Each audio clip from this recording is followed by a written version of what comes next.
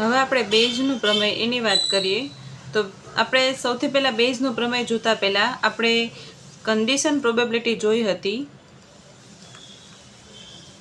એટલે કે શરતી સંભાવના. આ એનું ઉલટું છે, એટલે આ ઇન્વર્સ પ્રોબેબિલિટી છે. બરાબર.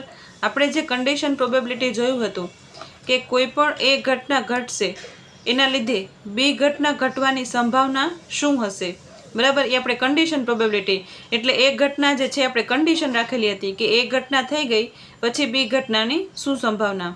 અને આ બેઝનું પ્રમેય જે છે એ ઇન્વર્સ પ્રોબેબિલિટીની વાત કરે છે. એટલે આ બેઝનું પ્રમેય શું કહેશે કે કોઈ પણ બી ઘટના ઘટી ગઈ, હવે એ ઘટના ઘટવાની સંભાવના શું હશે. એટલે અહીંયા ઇન્વર્સ પ્રોબેબિલિટીની વાત કરવામાં આવે છે. બરાબર. એટલે આ બંને વચ્ચે શું ફરક છે આપણે એક ઉદાહરણ દ્વારા સમજીએ.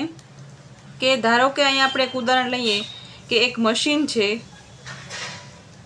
બરાબર, એ બલ્બ બનાવે છે, તો એ બલ્બ ડિફેક્ટિવ હશે, એટલે કે ખરાબ હશે, એની સંભાવના શોધવાનું કહે તો એ કન્ડિશન પ્રોબેબિલિટી કહેવાશે કે શરતી સંભાવના. કે કોઈ પણ બલ્બ બની ગયા, બરાબર, એ બલ્બ બની ગયા એ ઘટના, અને ડિફેક્ટિવ નીકળશે એ બી ઘટના. બરાબર. હવે આપણે આની ઇન્વર્સ પ્રોબેબિલિટીની વાત કરીએ તો ઇન્વર્સ પ્રોબેબિલિટીમાં શું કહેશે કે અહીંયા ડિફેક્ટિવ બલ્બ છે, એ ડિફેક્ટિવ બલ્બ એ આ મશીનના, આપણે ધારો કે અહીંયા એ બી અને સી એ 3 મશીન લઈએ તો આ ડિફેક્ટિવ બલ્બ એ સી મશીનના હશે એની સંભાવના. બરાબર. એટલે આ ઇન્વર્સ પ્રોબેબિલિટી કે આ બે ઘટના ઘટી ગઈ, હવે આપણે એક ઘટનાની સંભાવના જોવાની છે. બરાબર. એટલે આ બેઝનું પ્રમેય જે છે એ ઇન્વર્સ પ્રોબેબિલિટીની વાત કરે છે, કન્ડિશન પ્રોબેબિલિટીથી ઉલટું. બરાબર. તો તમને આ ઉદાહરણ દ્વારા પણ સમજાઈ ગયું હશે કેવી રીતના.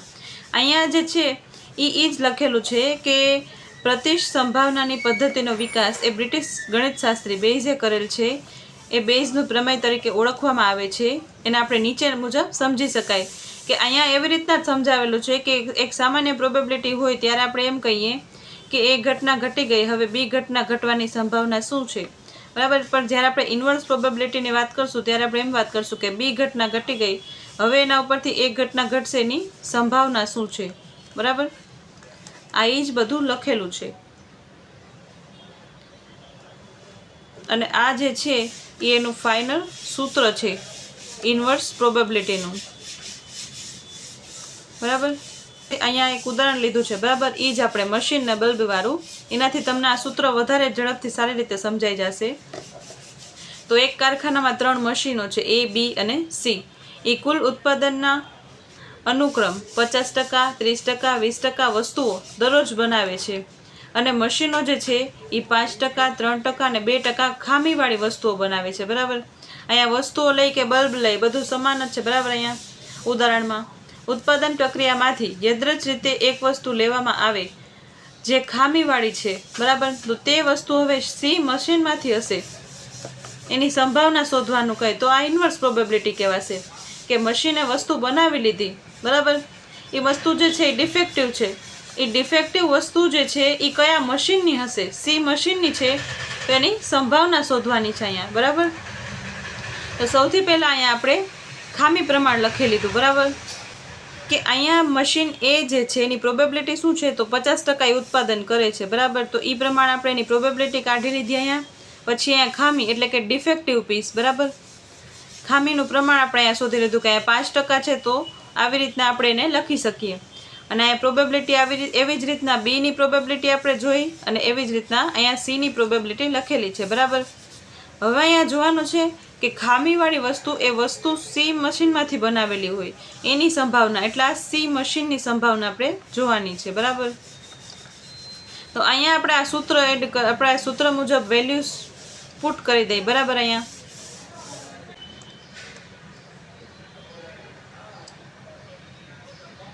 વસ્તુ જે છે એ સી મશીનની કેટલી ખામીવાળી છે એ આપણે શોધવાની છે. એટલે અહીંયા પ્રોબેબિલિટી ઓફ સી લીધું. પછી અહીંયા પ્રોબેબિલિટી ઓફ ડિફેક્ટિવ સીની કેટલી વસ્તુ જે છે એ ડિફેક્ટિવ છે. બરાબર. એની પ્રોબેબિલિટી લીધી એટલે ખામીવાળી આપણા ખામીવાળી પ્રોબેબિલિટી છે ઈ, અને એક આ સીની પ્રોબેબિલિટી કે એ કેટલી વસ્તુ બનાવે છે અને એમાંથી કેટલી વસ્તુ એની ખામીવાળી છે, બરાબર, એની પ્રોબેબિલિટી. પછી આપણે અહીંયા નીચે જોઈએ તો અહીંયા પ્રોબેબિલિટી એની, બીની અને સીની, એને ગુણ્યા એના ઉત્પાદનમાંથી કેટલી વસ્તુ ખામીવાળી છે એની પ્રોબેબિલિટી સાથે એનું મલ્ટીપ્લાય કરેલું છે. અહીંયા આપણે વેલ્યુઝ પુટ કરી દઈએ, બરાબર. અહીંયા સૌથી પહેલાં પ્રોબેબિલિટી સીની આપણે એડ કરેલી કે 1/5 જે છે એ પ્રોબેબિલિટી સીની છે. અહીંયા તમે જોઈ શકો છો કે 1/5 એ પ્રોબેબિલિટી સીની છે. એની ડિફેક્ટિવની પ્રોબેબિલિટી શું છે? 2/100. તો અહીંયા 2/100 લખેલું છે, બરાબર. અને અહીંયા પ્રોબેબિલિટી એની કેટલી છે? તો 1/2 છે, બરાબર. અહીંયા 1/2 અને અહીંયા એની ડિફેક્ટિવ હોવાની પ્રોબેબિલિટી લખેલી છે. એવી જ રીતના અહીંયા એનું, બીનું અને અહીંયા સીનું લખેલું છે, બરાબર, કે એની આ પ્રોબેબિલિટી છે, પ્રોબેબિલિટી ઓફ એ. અને અહીંયા એટલે કેટલા ડિફેક્ટિવ છે, ડિફેક્ટિવની પ્રોબેબિલિટી છે. આ ડિફેક્ટિવ એટલે કે ખરાબ વસ્તુ, બરાબર. તો અહીંયા જે છે આપણે મલ્ટીપ્લાય કરી દઈએ તો 2 × 1 એટલે કે અહીંયા 2 અને અહીંયા 500 થશે, બરાબર. અહીંયા એવી જ રીતના નીચેને પણ મલ્ટીપ્લાય કરી દીધું છે. પછી આવી રીતના જે છે એ આપણે છેદ ઉડાડશું તો આવી રીતના જવાબ આવશે, બરાબર. પછી આગળ જે છે એ ફાઇનલ જવાબ આવશે આવી રીતના 4/38. તો આ 4/38 જે છે એ સી મશીનમાંથી ખરાબ વસ્તુની સંભાવના કહી શકાય, બરાબર. તો આ બેઝ થિયરમ જે છે એ એવી જ રીતના અહીંયા કામ કરે છે, બરાબર. અહીંયા આપણે એનું સૂત્ર એકવાર લખી દઈએ, બરાબર, આપણી ભાષામાં. આ જે છે એ થોડુંક ડિફિકલ્ટ લખેલું છે. અહીંયા તમને કોઈ પણ પ્રોબેબિલિટી શોધવાનું કહે, બરાબર, કે સી મશીનમાંથી કેટલા બલ્બ ખામીવાળા છે, બરાબર.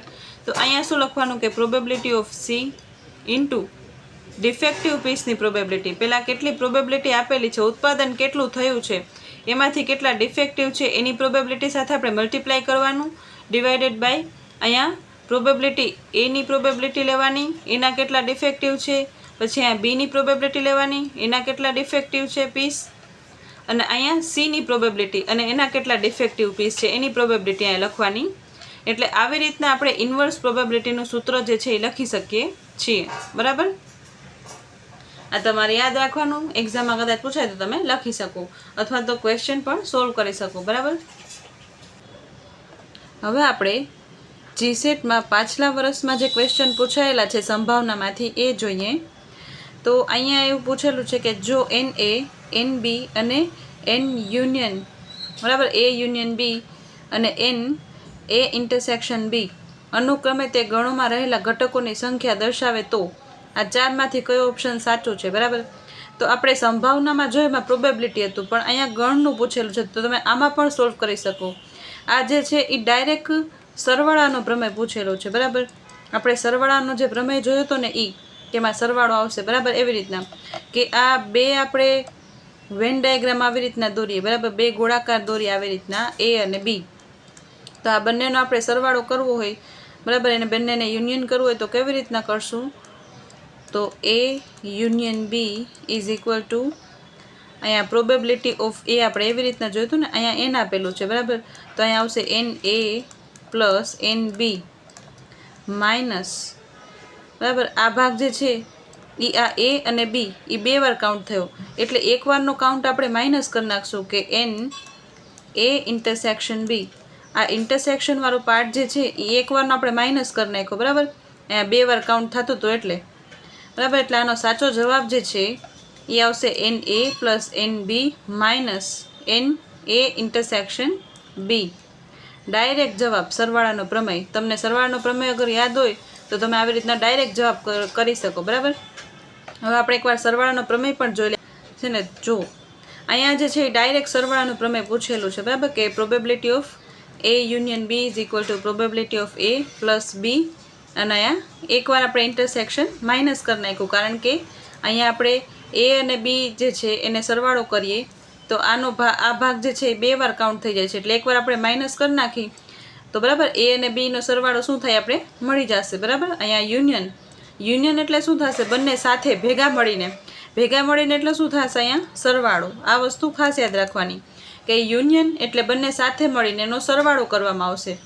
બરાબર. અને આ પાર્ટ 2 વાર કાઉન્ટ ન થાય એટલે એકવાર માઇનસ કરી નાખવાનું. અને આપણે આ 3નું પણ કીધેલું હતું આગલા વિડીયોમાં કે આ 3 પરિબળો હશે A, B અને C.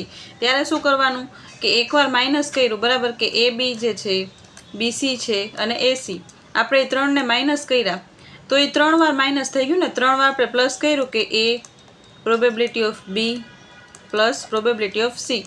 આમાં 3 વાર આપણે એડ કર્યું તો 3 વાર માઇનસે કરી નાખ્યું, બરાબર. એટલે આપણે પછી છેલ્લે પ્લસ કરીને અહીંયા probability of A intersection B intersection C આવી રીતના અહીંયા કરવું પડે છે જ્યારે 3 પરિબળ હોય ત્યારે. આ વસ્તુ પણ ખાસ યાદ રાખવાનું. આગલા વિડીયોમાં મેં સારી રીતે આ સમજાવેલું છે, બરાબર. આ સરવાળાનું પ્રમેય જે છે એ ડાયરેક્ટ એક્ઝામમાં પૂછાયેલું એટલે તમને ખબર હોવી જોઈએ, બરાબર. હવે આપણે બીજો ક્વેશ્ચન જોઈએ. તો બીજા ક્વેશ્ચનમાં શું કહે છે કે અહીંયા પ્રોબેબિલિટી એટલે સંભાવના શોધવાની છે. વસ્તુ A અને વસ્તુ B જે છે એની પ્રાઇસ ઇન્ક્રીઝ થાય એટલે કે કિંમત વધશે 60% અને 70%, બરાબર. તો આ બે વસ્તુઓની કિંમત 6 મહિનામાં એકબીજાથી વિરુદ્ધ દિશામાં વધે એની સંભાવના અહીંયા શોધવાની છે, બરાબર. તો અહીંયા જે છે એ વસ્તુ એની કિંમત વધવાની સંભાવના એ 60% આપેલું છે એટલે આપણે એને 0.6 પણ કહી શકીએ. અને વસ્તુ બીની વાત કરીએ તો બીની 70% આપેલું છે એટલે એને આપણે 0.7 કહી શકીએ, બરાબર. હવે આ બંને જે છે એ કિંમત ઇન્ક્રીઝ થવાની પ્રોબેબિલિટી બતાવેલી છે, બરાબર. એટલે પ્રાઇસ વધશે ત્યારે. હવે અહીંયા પૂછેલું છે શું કે ઓપોઝિટ ડિરેક્શનમાં એટલે એક વધશે અને એક ઘટશે એની પ્રોબેબિલિટી શું છે એ આપણે અહીંયા શોધવાનું છે. તો અહીંયા શું કરવાનું કે પહેલાં આપણે પ્રાઇસ A જે છે એની ઇન્ક્રીઝ લઈએ અને બીની ડિક્રીઝ લઈએ. તો એની ઇન્ક્રીઝ થશે એની પ્રોબેબિલિટી શું આપેલી છે અહીંયા 0.6 અને આ બીની ડિક્રીઝ થશે એની પ્રોબેબિલિટી તો અહીંયા ડિક્રીઝ થવાની પ્રોબેબિલિટી નથી આપેલી. ઇન્ક્રીઝ થવાની પ્રોબેબિલિટી 70 છે, બરાબર. તો આપણે 1માંથી આપણે 0.7 બાદ કરશું તો કેટલા વધશે 0.3, બરાબર. આપણે પ્રોબેબિલિટીના સૂત્રમાં ઉપર જોયું હતું ને કે બે પ્રોબેબિલિટી જે છે કે એક કોઈ ઘટના ઘટવાની છે, બરાબર, ઘટના ઘટવાની છે એની પ્રોબેબિલિટી પ્લસ ઘટના નથી ઘટવાની એની પ્રોબેબિલિટીનો આપણે સરવાળો કરીએ તો 1ની બરાબર આવશે, બરાબર. 1ને બરાબર આવશે. તો હવે 1માંથી આપણે આ ઘટના ઘટવાની માઇનસ કરી નાખી અથવા તો ઘટના નથી ઘટવાની એને માઇનસ કરી નાખી તો આપણે બીજી ઘટના જે છે એ મળી જશે, બરાબર. અહીંયા ઘટવાની માઇનસ કરી નાખશું તો આપણે અહીંયા ઘટવાની નથી એ મળી જશે, બરાબર. આવી રીતના તમે કરી શકો. તો અહીંયા એવી જ રીતના અહીંયા પૂછેલું છે. અહીંયા થોડુંક અલગ રીતે પૂછેલું છે, બાકી કોન્સેપ્ટ એ જ છે કે એકની પ્રાઇસ ઇન્ક્રીઝ આપેલી છે તો ડિક્રીઝ આપણે કેવી રીતના શોધવાનું. તો આ ઇન્ક્રીઝ જે છે એને 1માંથી માઇનસ કરી દેવાનું. આપણે અહીંયા બીની પ્રાઇસ ડિક્રીઝ જોવું હોય તો 1માંથી આપણે 0.7 ને માઇનસ કરી નાખશું તો અહીંયા આવશે 0.3, બરાબર. અને એવી જ રીતના આપણે પ્રાઇસ ઓફ બી ઇન્ક્રીઝની વાત કરીએ. બે ઓપોઝિટ ડિરેક્શનમાં જોવાનું છે ને કે એક વધે ને એક ઘટે એવી રીતના. તો પ્રાઇસ ઓફ બી ઇન્ક્રીઝ થાય ત્યારે એની પ્રોબેબિલિટી શું છે 0.7 અને એની ડિક્રીઝ થાય એની પ્રોબેબિલિટી શું છે તો 1માંથી 0.6 બાદ કરીએ તો 0.4 તો અહીંયા આવશે 0.4. બસ હવે આટલું જ છે. આ બેને મલ્ટીપ્લાય કરી અને બેનો સરવાળો કરી નાખવાનો, બરાબર. તો અહીંયા આવશે 0.80 અને અહીંયા આવશે 0.28, બરાબર. તો આ બંનેનો અહીંયા સરવાળો કરી નાખવાનો હવે કે 0.46, બરાબર. કે બેને ભેગા મળીને કે બે એકબીજાથી વિરુદ્ધ દિશામાં જશે અહીંયા પ્રોબેબિલિટીમાં આપણે ગુણાકાર કરવાનો હોય, બરાબર. એકનો પ્રાઇસ ઇન્ક્રીઝ થાય ને એકનો પ્રાઇસ ડિક્રીઝ થશે એમાં આપણે ગુણાકાર કર્યો, બરાબર. અને અહીંયા જે છે બંનેની પ્રોબેબિલિટી આપણે અહીંયા એડ કરી દઈએ તો આવશે 0.46 એટલે અહીંયા 46% જે છે એ સાચો જવાબ છે, ડી ઓપ્શન, બરાબર. એટલે સંભાવનાના સૂત્ર દ્વારા તમે આ ક્વેશ્ચન પણ સોલ્વ કરી શકો છો, બરાબર. એના પછીનો ક્વેશ્ચન આપણે જોઈએ તો આપણે હમણાં એવી જ રીતના વાત કરીએ તો કે આ યુનિવર્સ સેટ આપેલો છે. યુનિવર્સ એટલે શું કે આખું યુનિવર્સ, આ બોક્સ આખું, એમાં કેટલા નંબર છે 1 2 3 4 5 6 7 8 9 ને 10, બરાબર. આટલા નંબર છે યુનિવર્સમાં છે. આમાંથી પીની વેલ્યુ શું આપેલી છે તો 1 2 અને 5. આ જે છે એ પી આપેલો છે બરાબર અહીંયા, અને ક્યુની વેલ્યુ શું આપેલી છે તો 6 અને 7. ક્યુની વેલ્યુ શું છે 6 અને 7. આ 6 અને 7 શું છે ક્યુ છે અહીંયા. હવે અહીંયા એમ પૂછે છે કે પી ઇન્ટરસેક્શન ક્યુ ડેશ એ કેને બરાબર થશે. હવે તમે પીની વાત કરો તો પી શું છે 1, 2 અને 5 બરાબર. એના ઇન્ટરસેક્શન ક્યુ કોમ્પ્લિમેન્ટ, ક્યુઝ કોમ્પ્લિમેન્ટની વાત છે અહીંયા. એટલે ક્યુ સિવાયના, તો ક્યુ સિવાયના કયા કયા છે તો અહીંયા કેટલા છે 4, 3, 8, 9, 10 બરાબર. અને પી સાથે ઇન્ટરસેક્શનની વાત કરીએ તો પી સાથે ઇન્ટરસેક્શનવાળા કેટલા છે 1, 2 ને 5 જ છે ને. અહીંયા ક્યુઝ કોમ્પ્લિમેન્ટની વાત કરેલી છે એટલે ક્યુ સિવાયના. હવે ક્યુ સિવાયના જે છે અને એ પી સાથે ઇન્ટરસેક્શન કરે તો એ જે છે એ ઇન્ટરસેક્શન તો સેમ પોઈન્ટ જ કરશે ને. અહીંયા તમને ડાયાગ્રામ અગર આમ દોરો આવી રીતના બરાબર. આ પી છે અને આ ક્યુ છે અને આ યુનિવર્સ છે, સેમ્પલ સ્પેસ બરાબર. અને આ જે છે એ ક્યુઝ કોમ્પ્લિમેન્ટ છે, આપણે એવી રીતના કહી શકીએ બરાબર. તો અહીંયા જે છે એ શું પૂછેલું છે કે આ 6 અને 7 છે ને આ 1, 2 અને 5 છે. હવે એમ પૂછે છે કે આ પી ઇન્ટરસેક્શન, આ ઇન્ટરસેક્શન વાળો ભાગ પૂછે છે કે ઇન્ટરસેક્શન અને આ ક્યુ એની સિવાયના બરાબર. તો ક્યુ સિવાયના, તો ક્યુ સિવાયના શું હશે આ ક્યુ સિવાય 1, 2 અને 5. એટલે આ ક્યુ સિવાયના જે હોય એ 1, 2 ને 5 છે ને આ પીના પોઈન્ટ્સ.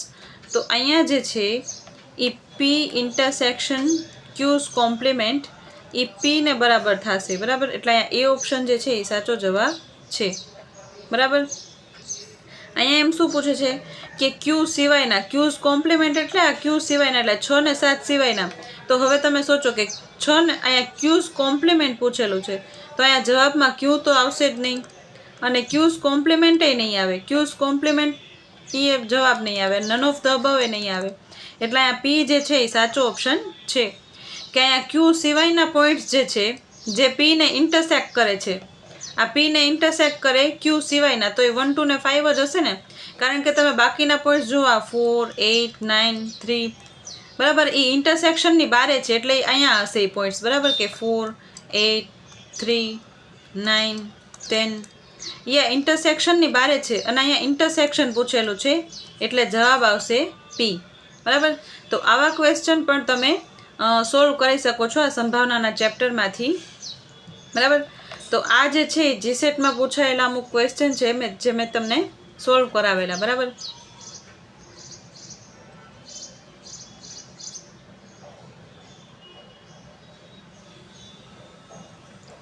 આ જે છે એ જીસેટમાં પૂછાયેલા પાછલા વર્ષના ક્વેશ્ચન સાથે સંભાવનામાંથી આવા ક્વેશ્ચન પૂછાઈ શકે છે બરાબર. અને બેઝ થિયરમની વાત કરીએ તો બેઝ થિયરમમાંથી પણ ક્વેશ્ચન પૂછાઈ શકે છે. મળીએ નવા લેક્ચરમાં, ત્યાં સુધી happy learning, keep growing and thank you so much for watching. આપણે નેક્સ્ટ લેક્ચરમાં આપણે નોર્મલ ડિસ્ટ્રીબ્યુશન, બાયનોમિયલ ડિસ્ટ્રીબ્યુશન પછી એમાંથી પૂછાયેલા ક્વેશ્ચન સોલ્વ કરશું બરાબર. તો મળીએ નવા લેક્ચરમાં, ત્યાં સુધી happy learning, keep growing and thank you so much for watching.